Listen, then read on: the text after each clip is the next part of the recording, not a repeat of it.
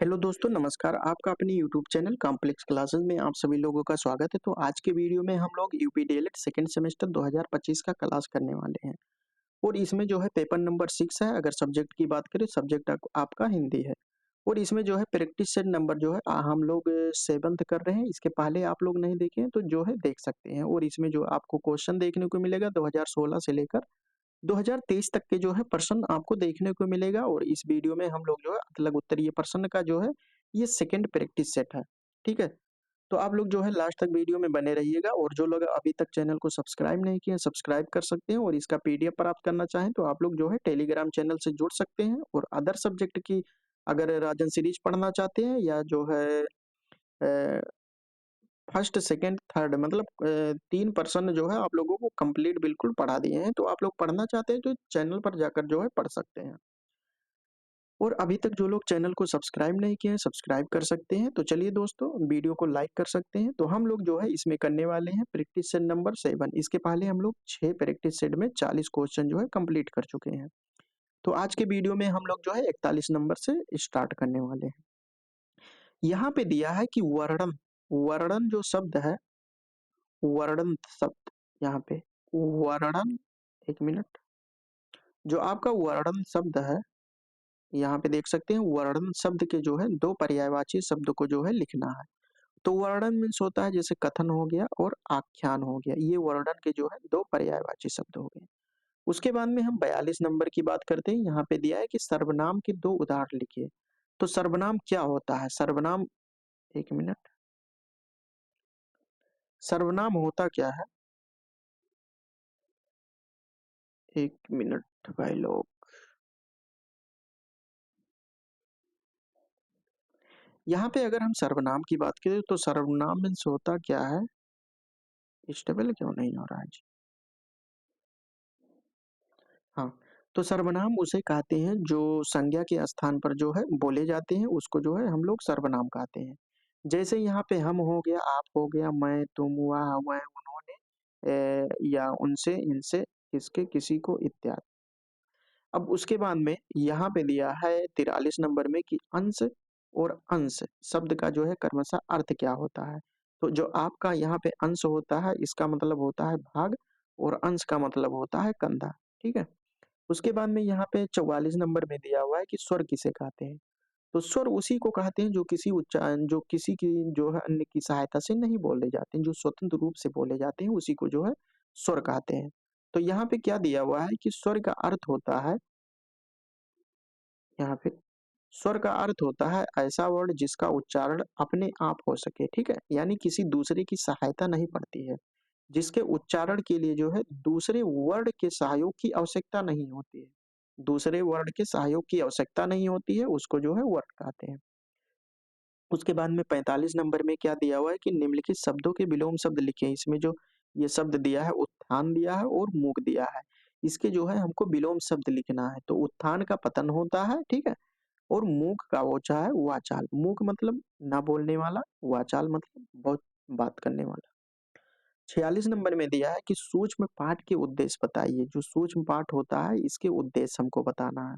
तो इसके जो है निम्नलिखित उद्देश्य होते हो सकते हैं, जैसे वाक्यों की रचना में जो है व्याकरण के ज्ञान का पूर्ण उपयोग होता है और शब्द ज्ञान कोश में जो है वृद्धि होती है, मुहावरा, लोकोक्तियों और सूक्तियों इत्यादि का जो है ज्ञान होता है। तो ये हमने देखा कि सूक्ष्म पाठ का जो है उद्देश्य क्या होता है, ठीक है, ऑब्जेक्टिव क्या होते हैं।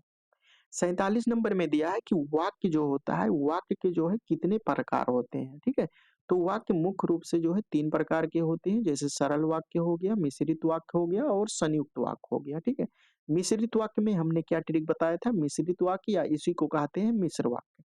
इसमें क्या हमने बताया था कि यदि तो जो कि सो, ये सभी योजक वाक्य होते हैं, अगर आ जाए तो वहां पे आपका मिश्र वाक्य होगा।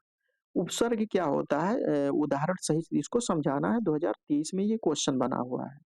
और उपसर्ग का जो है अर्थ क्या होता है, यहाँ पे उपसर्ग का अर्थ बताते हुए जो है इनके 4 उदाहरण को लिखना है। तो उपसर्ग क्या होता है कि किसी शब्द के जो है पहले लगता है। तो शब्दांश, शब्दांश अथवा कोई अक्षर किसी शब्द के आरंभ में जोड़कर उसके अर्थ को जो है परिवर्तित कर देता है, यानी पहले जुड़कर उसके अर्थ को जो है परिवर्तित कर देता है अथवा अर्थ में जो है विशेषता जो है उत्पन्न कर देता है। तो उसे उपसर्ग कहते हैं। जैसे यहाँ पे आ हो गया, अति हो गया, छोटा आ और न्याय।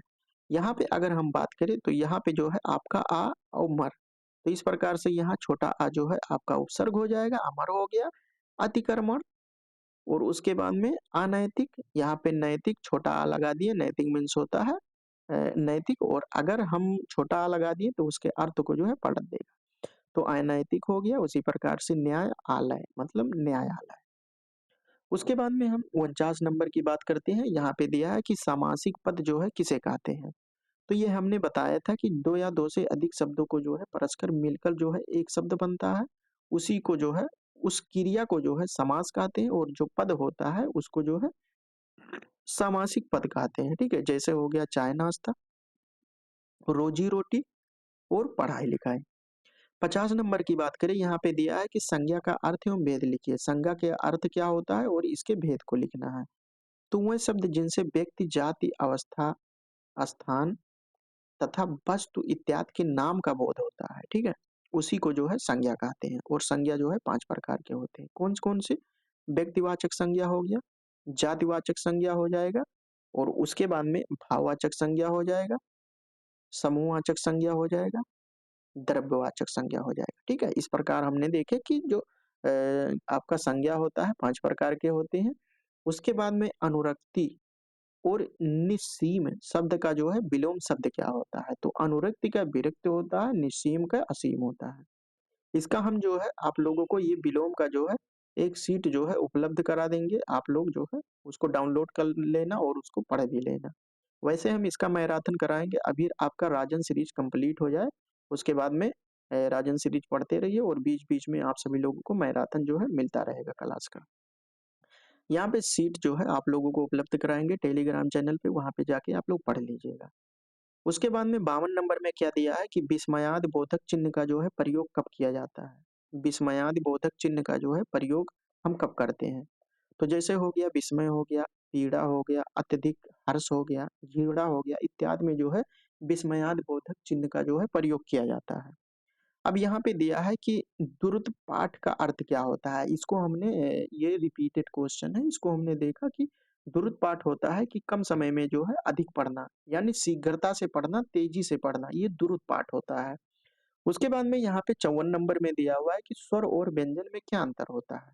तो स्वर क्या होता है और व्यंजन क्या होता है। तो स्वर उसे कहते हैं जो स्वतंत्र रूप से बोला जाता है, यानी किसी वर्ण की आवश्यकता नहीं होती है, और व्यंजन उसे कहते हैं जो स्वरों की सहायता से बोली जाती है। ठीक है, तो स्वर जो किसी यहाँ पे स्वर जो किसी अक्षर की सहायता से जो है बोले जाते हैं, और व्यंजन जो स्वर की सहायता से बोले जाते हैं, जैसा कि हमने बताया।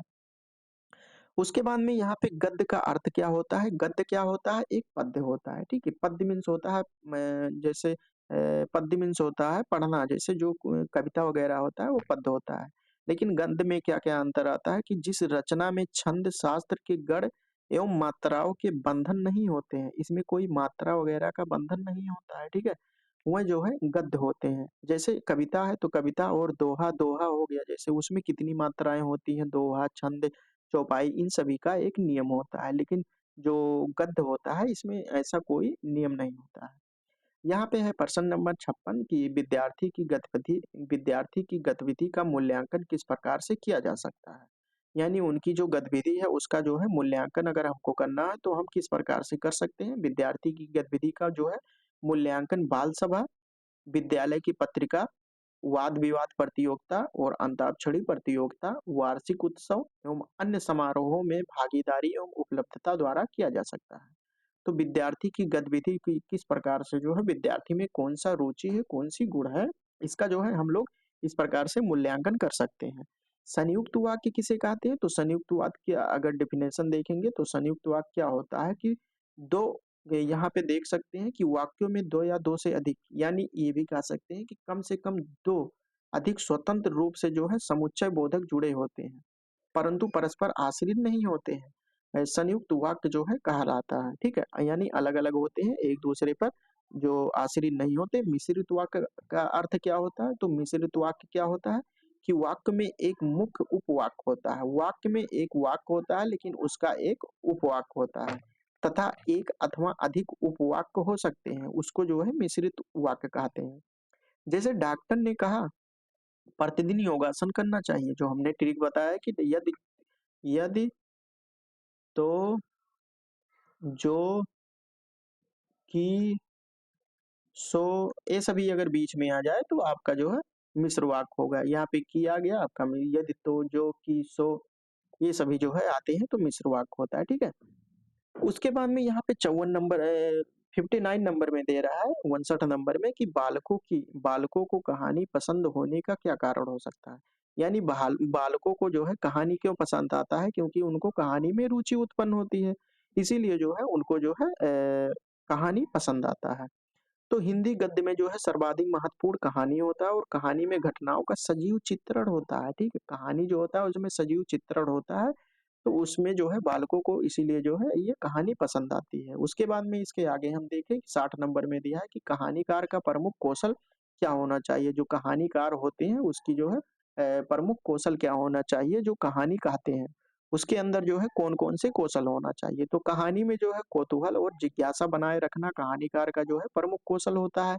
अगर उसमें ऐसा कौशल नहीं है जो पढ़ाता है और बच्चों को जो है अगर उसमें जिज्ञासा नहीं है, ठीक है, कहानी सुनने की जिज्ञासा नहीं है, उनमें रुचि नहीं है, ठीक है, तो इसीलिए यहाँ पे लिखा है कि जो कहानीकार होता है वो जिज्ञासा बनाए रखे उनके सामने क्लास में, तो उसे जो है कहानीकार का यह प्रमुख कौशल उसके अंदर ये स्किल होना चाहिए।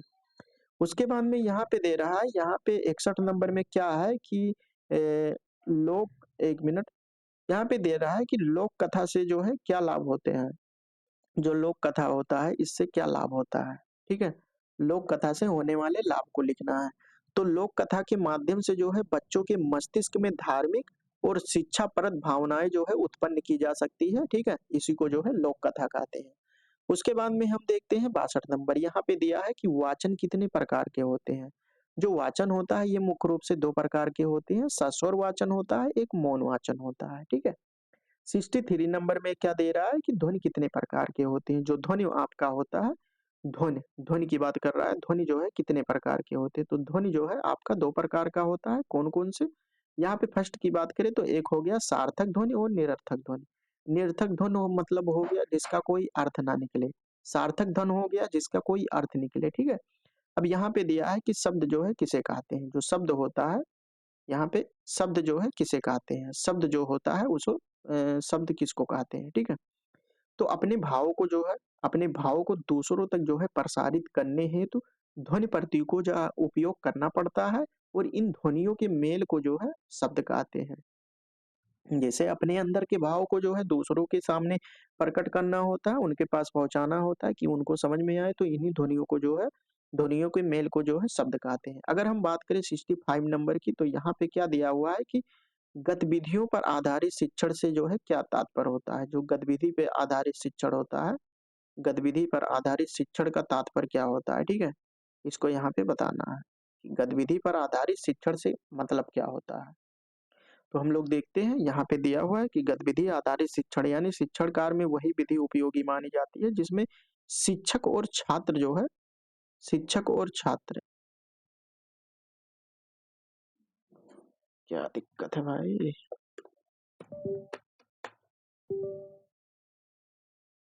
इसमें क्या होता है कि शिक्षक और छात्र जो है दोनों एक्टिव रहते हैं। 1 मिनट, इसमें शिक्षक हो गए और छात्र हो गया, दोनों जो है क्रियाशील रहते हैं यानी एक्टिव रहते हैं, निष्क्रिय नहीं रहते हैं। तो उसी को गतिविधियों पर आधारित यानी गतिविधि करते रहते हैं। उसके बाद में 66 नंबर में दिया है कि अभिव्यक्ति का जो है अर्थ बताइए, यानी अभिव्यक्ति अपने भाव को दूसरे के सामने जो है प्रकट करना, उसी को कहते हैं अभिव्यक्त करना, ठीक है। यानी व्यक्ति द्वारा अपने विचारों या भावों को दूसरों के समक्ष जो है सामने प्रकट करना अभिव्यक्ति कहलाती है। दूसरों शब्दों में व्यक्ति अपने हृदय के विचारों को जो है भाषा और वाणी के रूप में जो है प्रदान करता है। यहाँ पे है कि प्रदान करता है, उसी को अभिव्यक्ति कहते हैं।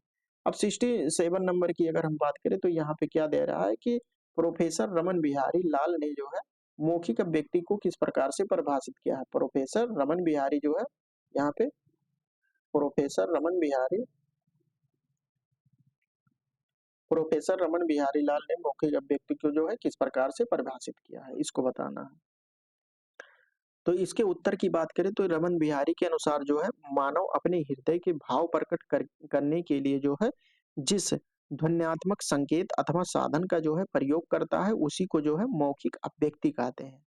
उसके बाद में दिया है कि मौखिक अभिव्यक्ति के साधन बताइए। जो हम मौखिक अभिव्यक्ति को जो है प्रकट करते हैं दूसरों के सामने तो उसके साधन क्या-क्या होते हैं इसको हमें बताना है। तो यहाँ पे जैसे विचार विमर्श हो गया, विचार विमर्श करके, वार्तालाप करके, वाद-विवाद करके, चर्चा पर चर्चा करके और कविता पाठ करके, ठीक है? और भाषण देके, व्याख्यान करके, कहानी द्वारा या कथन द्वारा इसको जो है मौखिक अभिव्यक्ति के साधन माना जाता है। 69 में दिया हुआ है कि लिखित अभिव्यक्ति का महत्व क्या होता है? यानी जब हम लिखकर जो है किसी के सामने जो है प्रदर्शित करते हैं यानी अपने भावनाओं को जो है दूसरे के साथ लिखकर जब हम प्रेषित करते हैं तो उसका महत्व क्या होता है यहाँ पे बताना है। तो लिखित अभिव्यक्ति भाषा का जो है अस्थायी रूप होता है क्योंकि इसके माध्यम से हम अमूल्य विचारों को जो है अधिक समय तक सुरक्षित रखते हैं, ठीक है? इसीलिए यह अस्थायी होता है। मानवीय विचारों की जो है अभिव्यक्ति अस्थायी एवं अन्य व्यक्ति उसका अध्ययन कर सके इसीलिए जो है लिखित अभिव्यक्ति जो है अत्यंत महत्वपूर्ण होता है। पहले ये जानिए कि जो लिखित अभिव्यक्ति होती है वो अस्थायी होती है, इसको ध्यान रखिएगा। क्योंकि इसको जो है किसी के मनो या भावों को लिखकर हम रख सकते हैं, उसको सुरक्षित कंज़र्व कर सकते हैं। उसके बाद में 70 नंबर में क्या दे रहा है कि सस्वर वाचन जो है किस प्रकार से किया जाता है। सस्वर वाचन जो है 2 प्रकार से किया जाता है, कौन-कौन सा? प्रथम की अगर बात करें तो एक व्यक्ति ही किसी लिखित भाग का वाचन करे, ठीक है? एक व्यक्ति जो सस्वर वाचन मतलब एक व्यक्ति रहे उसमें और कोई भी किसी व्यक्ति का जो है लिखित वाचन करे, जैसे हो गया कथा वाचन का वाचन। जैसे पंडित जी जब कथा सुनाते हैं, वो तो उसमें पंडित जी सुनाते हैं, बाकी सब लोग श्रद्धालु गण जो होते हैं वो आराम से बैठ के सुनते हैं। बालकों द्वारा एक-एक करके किसी लिखित गद्यांश का वाचन अथवा पद्यांश का जो है पाठ पढ़ना। अगर दूसरे नंबर की बात करें तो दूसरा प्रकार की अगर हम बात करें तो सस्वर वाचन वहाँ होता है जिसमें बहुत से बालक होते हैं मतलब एक से अधिक बालक होते हैं और व्यक्ति किसी भी लिखित भाग को जो है एक साथ जो है पढ़े अथवा बोले। तो ये आपने देखा कि सस्वर वाचन किस प्रकार से किया जाता है, इसके जो है किस प्रकार से इसको कितने प्रकार से हम कर सकते हैं। उसके बाद में 71 नंबर में दिया है कि कहानी का महत्व बताइए। जो कहानी होता है उसका महत्व हमें बताना है। तो कहानी से ज्ञान की वृद्धि होती है, बालक की कल्पना शक्ति का जो है विकास होता है, बालक का सर्वांगीण विकास होता है और कहानी मनोरंजन का एक अच्छा साधन होता है। जो कहानी होता है उसमें बच्चों को मनोरंजन की प्राप्ति होती है मतलब मनोरंजन लेते हैं बच्चे।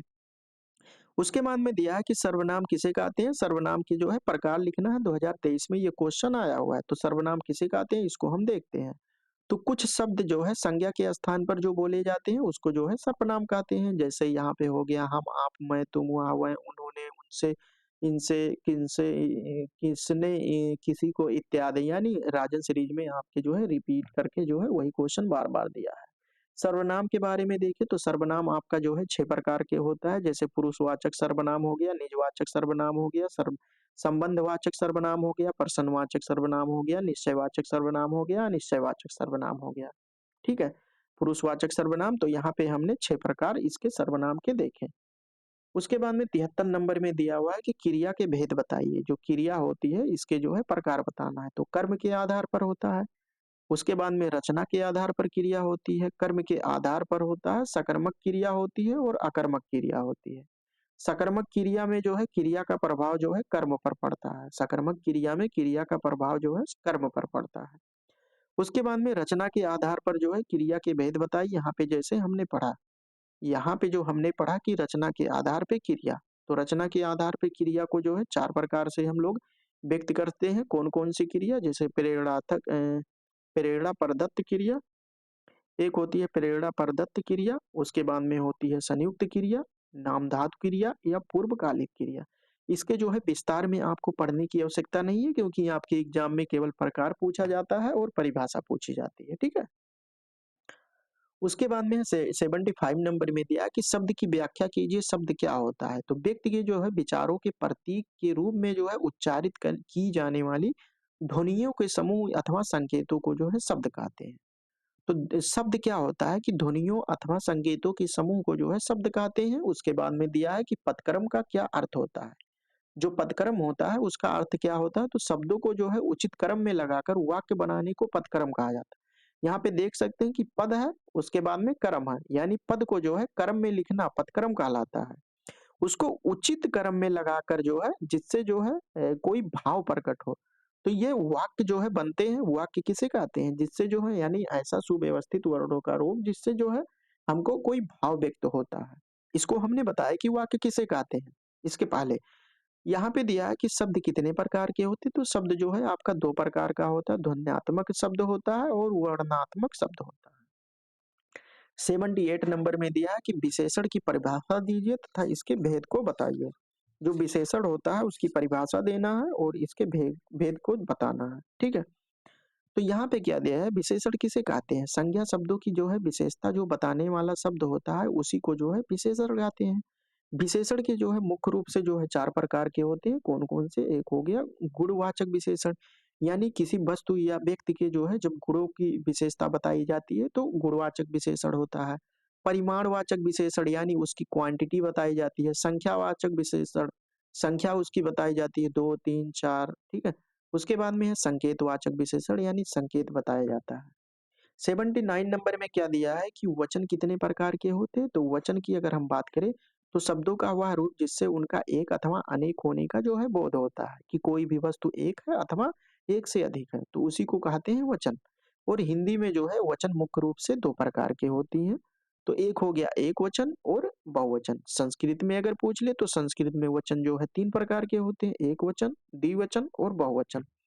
80 नंबर में क्या दिया है कि वर्ण किसे कहते हैं? जो वर्ण होता है वो किसे कहते हैं? तो ध्वनि के संकेत चिन्हों के रूप में जो लिखकर प्रकट किया जाता है ध्वनि, जैसे जो ध्वनि होता है हम बोलते हैं ध्वनि है, लेकिन उसको जब संकेत अथवा चिन्ह जो का खा गा हम लिखे वो संकेत है। चिन्हों के रूप में लिखकर जब हम प्रकट करते हैं तो उसी को जो है वर्ण कहते हैं। यही ध्वनि चिन्ह जो है व्याकरण में वर्ण कहते हैं। जो ध्वनि चिन्ह होता है इसको व्याकरण में जो है वर्ण कहते हैं। या वह छोटी से छोटी ध्वनि होती है जिसके टुकड़े ना किए जा सके वर्ण कहलाती है, ठीक है? या यहाँ पे दूसरा डेफिनेशन दिया हुआ है। तो इस प्रकार से हम लोगों ने यहाँ पे 80 क्वेश्चन जो है आज के वीडियो में बिल्कुल कंप्लीट कर चुके हैं अति लघु उत्तरीय प्रश्न। अब हम लोग कल के वीडियो में जो है यहाँ पे लघु उत्तरीय प्रश्न की बात करेंगे और इसी प्रकार से जो है आप लोग समझते रहिए और उसके बाद में चैनल को जो है शेयर भी करते रहिए, वीडियो को लाइक भी करते रहिए और अदर सब्जेक्ट पढ़ना चाहते हैं तो आप लोग जो है चैनल पर जाकर जो है पढ़ सकते हैं। तो चलिए दोस्तों हम लोग जो है कल के वीडियो में मिलेंगे। प्रैक्टिस सेट नंबर 8 करेंगे और इसका पीडीएफ प्राप्त करना चाहें तो आप लोग टेलीग्राम चैनल से जुड़ सकते हैं। वहाँ पे आप सभी लोगों को पीडीएफ आसानी से प्राप्त हो जाएगा। सोशल मीडिया से जुड़ना चाहें तो आप लोग जो है सोशल मीडिया से जुड़ सकते हैं और उसके बाद में वीडियो अच्छा लगा हो तो लाइक कर सकते हैं, अपने दोस्तों के पास शेयर कर सकते हैं और अभी तक जो लोग चैनल को सब्सक्राइब नहीं किए हैं सब्सक्राइब कर सकते हैं। तो चलिए दोस्तों हम लोग कल के प्रैक्टिस सेट में इसी प्रकार से मिलेंगे। तब तक के लिए जय हिंद, जय भारत।